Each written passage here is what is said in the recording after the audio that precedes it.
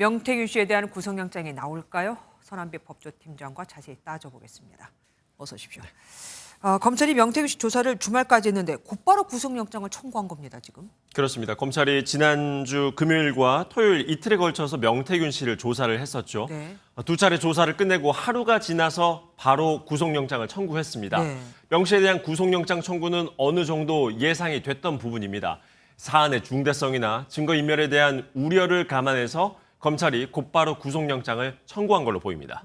증거인멸 의혹은 MBN이 계속해서 단독 보도를 해온 네. 사안이잖아요. 검찰도 이 부분을 중요하게 여긴 것 같습니다. 어떤 사건이든 증거인멸 우려가 보이면 이 구속영장 청구 가능성은 높아집니다. 네. 명 씨는 대선 기간에 걸쳐서 사용했던 과거 휴대전화 세대 그리고 개인 USB 등을 모두 다 폐기했던 걸로 드러났습니다.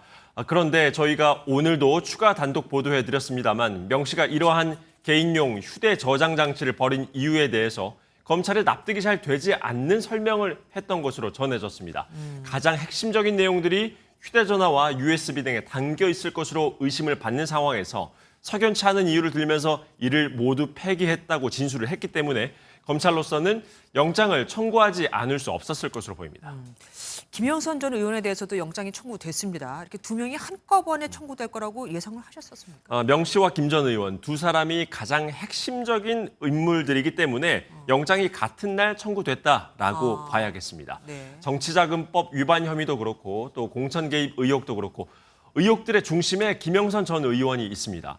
수사팀으로서는 두 사람이 바깥에서 말을 맞추거나 관련 당사자들에 대한 회유 가능성을 차단하기 위한 목적에서라도 함께 영장을 청구한 것으로 보입니다.